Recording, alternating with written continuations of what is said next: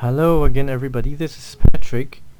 Today I'm going to show you a little bit of some helpful tools that I find really useful to me the way I work regarding modeling, and I hope that it'll help you guys too.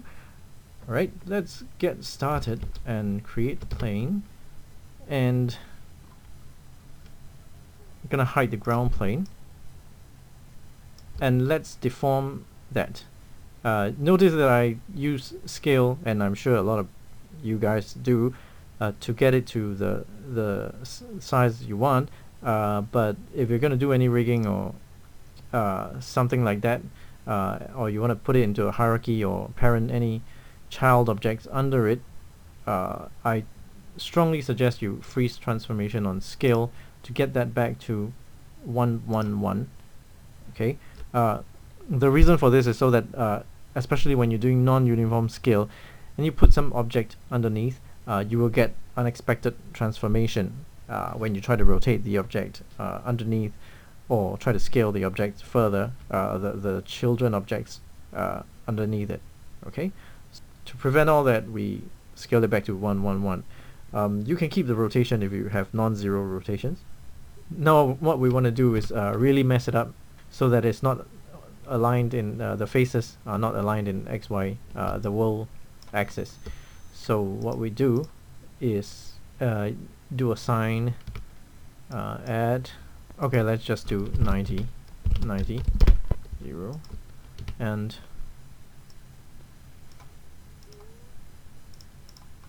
get a really short wavelength, 1.2. okay, and we can start seeing jagged because the surface is not high resolution enough to form an accurate representation of that deformation that we're giving it. Okay, and something like that, and on top of that, let's add a bend deformer.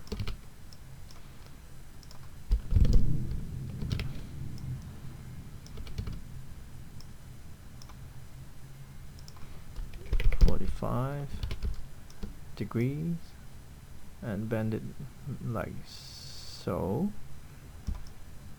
and maybe another one, create a bend deformer,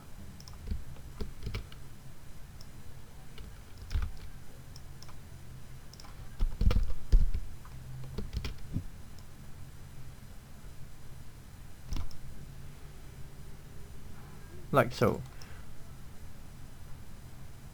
Okay, so let's bend it even more. Okay, so now we have like some crazy shape like that, and yeah, using deformers, as I've just shown, you can get pretty complex shapes, and the good thing about that is that you can keep that shape and you can revert this shape back into your flat shape before you bend it. Okay, so what you can do is to go and change that curvature, if you want to, back to 0 for each of the deformers. Okay, but I wouldn't recommend that, because unless you sort of write down and take note of how much you were bending, it's really hard to get it back to that original shape. Okay, so I got this shape, then I can make any changes to it and then let those kick back again. But just like what I've zeroed out all the affecting attributes, and I've got my flat plane, but I'm not gonna be able to repeat that unless I remember the. Okay, so there's a better way. Let me undo a few times to get this back into that shape that we want. Okay, and a few things that we can do is we go right click and go into inputs. Okay, and under inputs we see a list of things that has been done, the deformers and the transform geometry and even my polyplanes that affects how many faces my object has. So and this is the stack of nodes. Okay, if you come from 3ds Max, this would be modifier stack, and then the geometry is piped through all these every time Maya evaluates the scene. So if I go to here and I change the number of faces, for example 6, you can see that I have a simplified lower resolution mesh, but it's being deformed in exactly the same way. We can do 20/20 and it'll just be smoother, which is a good workflow, especially if you plan to deform this and animate the deformation. So for example, we could have animation on the offset of the sign. We could have animation on the bend if we wanted to. Yeah, so as long as you keep that relationship and not delete the history. Okay, so the one thing that is good to have would be under my inputs, I can list have a window pop out and list all my inputs. It tells us in the order of operation, because when we are constructing our deformers, the order actually matters a lot. In this view, we can reorder our deformation. To get this back to the original, we can just do a has no effect, has no effect, and has no effect. You can see that it snaps back and not being affected by these deformers, but while these deformers still retain their value. So at any time I can just put it back to normal, normal, and normal, and it'll be affecting that mesh again. So so that's a good way of maintaining your values while being able to revert that shape back to before the transformation. So I'm still keeping the polyplane. I'm gonna do 10. Okay, and say that I now going to do a few tweaks, selecting random faces. Okay, so having done that, I'm going to extrude my face to have a shape like that. Okay, if I hit 3, I'll see that it is smooth. Okay, not the prettiest shape, I show you. Okay, let's do another extrude. Push it up a little bit and scale it down. Okay, what I'm doing here is control and dragging the Y, the Z scale axis, and that would scale X and Y without scaling Z. Okay, so control dragging one axis will lock that axis and operate on the other two axes. That's the same thing goes for the translate handle as well. If now I turn this back to normal, you'll be able to see that I have an even more complex shape, right? I'm gonna hide my deformation handles now. Okay, and you can see that this is pretty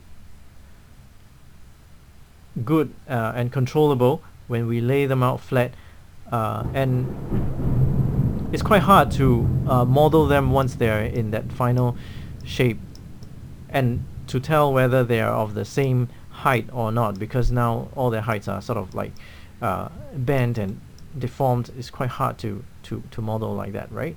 So if I smooth that, we'll be able to see maybe something like a octopus tentacle kind of thing.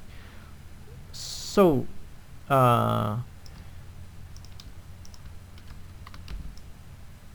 when we finally are happy with that shape and we want to move it somewhere, okay, if you don't intend to animate it, you can just hit a Control D to duplicate it, and we'll have a shape like that. But if you do intend to sort of incorporate it into a rig where an animator is gonna animate the position and such, I highly recommend you to group these things in a group and move that group. Okay, because if you don't and you try to move the plane, that our geometry individually, you will see, well, it's a, you may like what you're seeing and you may want this as a desired effect, but if you move any of the deformation handles independently, you're gonna get unexpected warping, and it won't retain that shape that you wanted. So you may want to, for good organization's sake, you may want to group these guys. Okay, and these groups are actually transform handles. They can be animated, but here we sort of want this group especially to be just for organization purpose, so that they are not on the same hierarchy. Okay, so that if you want to select all your deformation, you can. Okay, so definitely I won't try and animate this group unless it is something that I want. Okay, so then if I want to move this thing, I would move it together, and having a group, I can just easily hide that group, and everything below would be hidden. Okay, so that's one of the things that I do when I want to have complex curved shapes like that. Okay, the next thing that I would want to do, okay, let's take this one then, because this is has a live relationship with the rest. So I'm gonna hide this group and just work on this plane. I'm gonna zero it back so that it's exactly back where the other one was, the original one was. Okay, now I want to introduce to you this recent tool that I've discovered that is really good and useful for my workflow. So it's called, I think it's Maya 2014 or 14 onwards. It has this, it's called Edit Edge Flow. Okay, so what it does is, let's say I insert an edge loop. Okay, insert an edge loop because I want more resolution across the bend, right? So let's insert an edge loop somewhere in the middle, somewhere in the middle, somewhere in the middle. Okay, well, maybe also somewhere in the middle. So it's almost like doubling the resolution of the mesh in this direction. Okay. Okay, so I'm happy with that.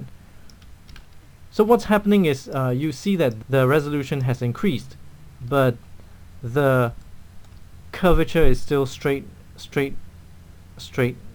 and straight. Yeah. So okay, since I don't have my deformers, I'm gonna delete history on that.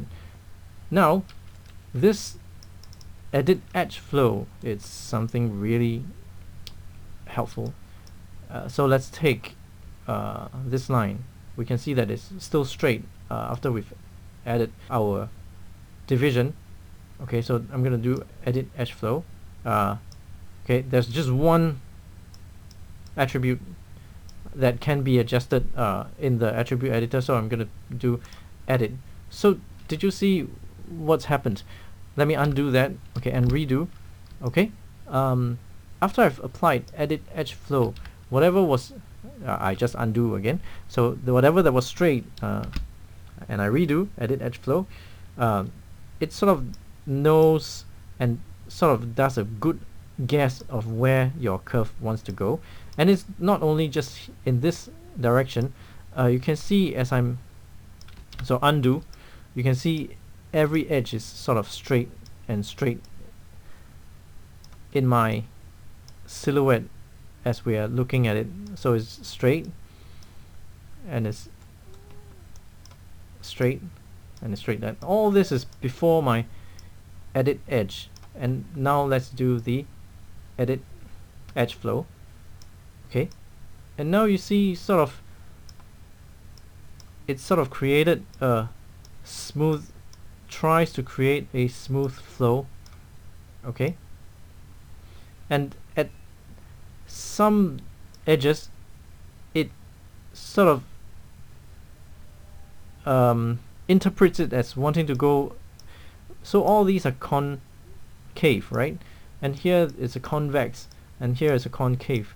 So it's sort of intelligently, as it were, trying to interpret the shape and trying to help our mesh out.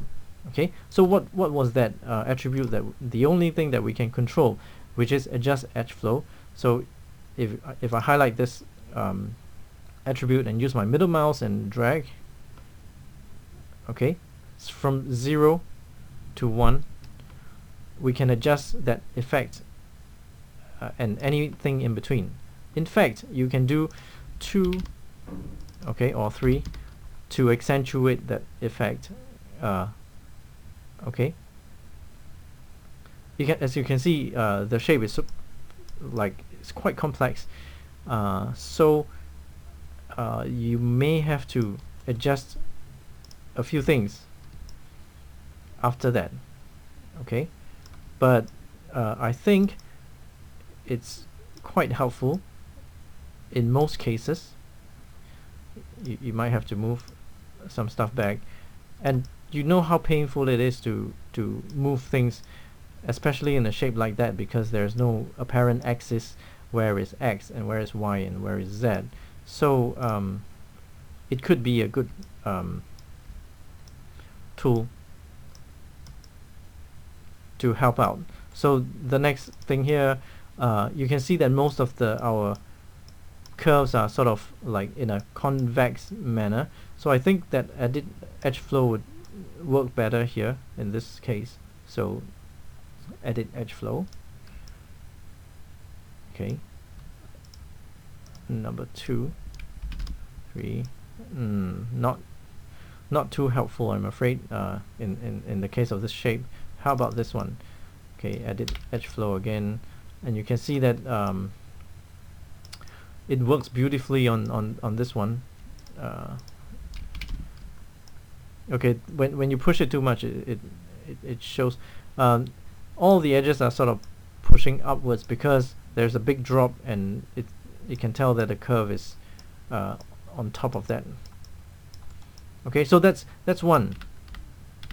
Okay, that's one thing that we can do.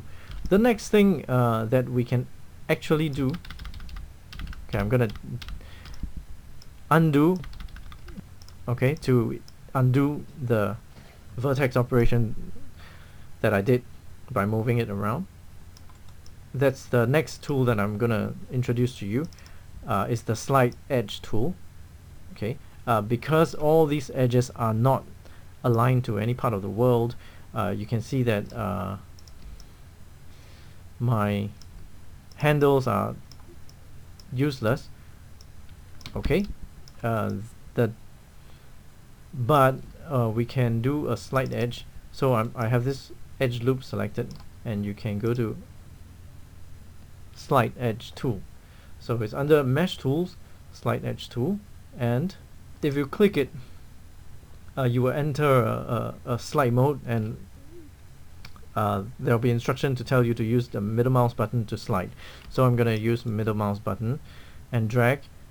Okay, and it's sliding, and you can see that as I'm moving my mouse, it sort of snaps to some positions. So if my split was made exactly in the center, it will slide to half that distance. In fact, I think it's doing that now. So this is my original distance from the edge. As I'm sliding it at about the halfway point from here to here, you'll see a snap in the... Okay, so I'm undoing that from here to here. At about halfway point, it will do a snap. Okay, so that's pretty handy to gauge our distances. And you can see that while sliding, it's maintaining and sort of sliding on the surface without disturbing that shape. So that's what I like about it. So now I'm sliding it to somewhere in the center, and the very good thing and very handy thing about this tool is that it's sliding along the tangent, the surface, and we can also slide it in another direction that's along the normals of each of the surface. Okay, to do this, we have to do Shift and middle mouse drag, and you can see that it's sort of pushing outwards out of the normals, along that normals. Okay, and this works much better than the edge flow in this case. Okay, let me undo that and Shift and middle mouse again to slide along the normal, and if I go the other way, it sort of goes inward in the inverse direction. So that's really helpful and useful, isn't it? So double click this again, and I'm still in my slide tool. Okay, so right click, middle mouse drag with a Shift.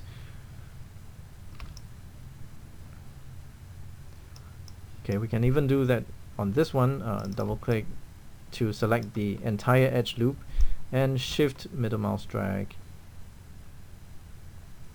Okay, beware about this. You can see that it's sort of popping out along every of the normal. So this edge coming outwards may not be what we want. So let's try to do something. Let's not select those edges and see whether they will still push out. So I'm gonna undo, and I'm gonna deselect by hitting Control and clicking on those edges that I don't want to. Okay, okay, we know that it's pushing out from the normals, so I'm imagining this normal on this edge. It's going to push out this way, which would again push out this edge on the side. So I'm going to deselect that as well.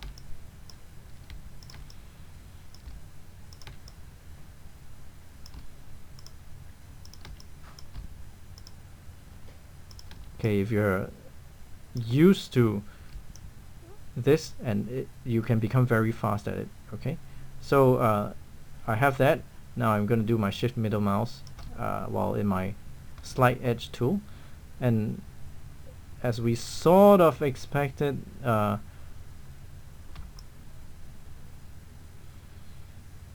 okay, if that's not the shape you want, remember we can always add that back in and see what kind of shape we have. So it's all about workflow and understanding what the shape that you're dealing with.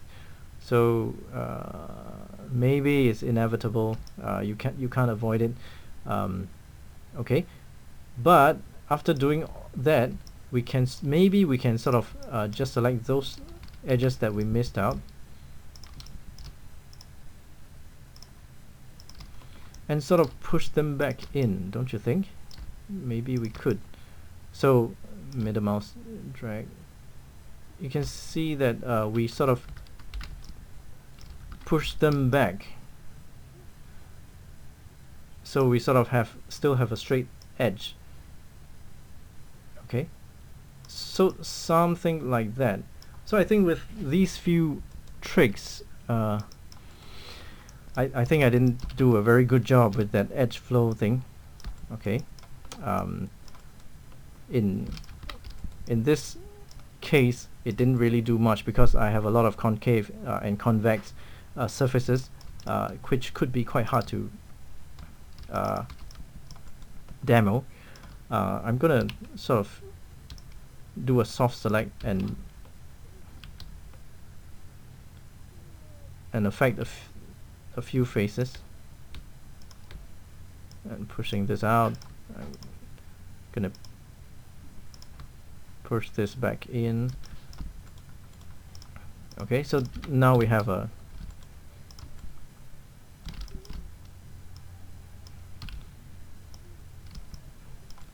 more interesting surface to, and not so many ins and outs and ins and outs. So I'm going to just isolate this by showing just my selected vertex, which is Shift I in my keyboard shortcut. Okay. And with this, let's say over here at the sharpest edge, I'm going to select and insert an edge loop, okay, and go back to my edit edge flow, and then come over here, and you can see undo and redo. It's sort of doing the right thing by pushing the edge forward and doing twice that amount. And when you go into do the same thing with the edit edge flow, with the edge flow tool, what you can do also without consulting the menu is have your selection and shift right mouse button and hold, and you'll see all the affected associated actions that you can perform on your edge. The most common actions that you can perform on your edge loop, which includes the edit edge flow, okay, and before, after, before and after, okay, and okay, so in cases where it's not so extreme, it really helps you out. Okay, over here there's no curvature on before and after, so it remains a straight line, and over here there's a little bit of curvature, so it sort of pushes it down for a bit, and over here that's quite a curvy surface, so it pushes it down even more. So it's sort of a curvature aware kind of tool, okay, and gonna look like I'm hard selling it, doesn't it? So I've just created a cylinder, and I'm gonna make it 8-sided, and I'm gonna create an edge loop on each of the, okay, so, and it's still straight, and I'm gonna select the edges that I've just created, yeah, and I'm gonna use the edge flow tool and edit edge flow, and you can see that because all the edges, it's aware of how the line is running, it's sort of pushing them out, and I can do a 1.2 or 0.8 and try smoothing it out to see. Okay, so it's really a big time saver. Together with that, let's undo this to when it was still flat, and again just to show the other technique, which is pushing outwards with the slide edge tool. Okay, slide edge tool, we slide everybody along, or we can shift middle mouse and push it as well. Okay, so that's all for this round, and I've showed you my so you see that's a little bit undesired, or you may be actually looking for that. So be aware of what the tool does for you. It's sort of pushing out and also scaling along that length as well. Okay, let's undo that. Of course, I have another trick for that. If we just gonna push it in X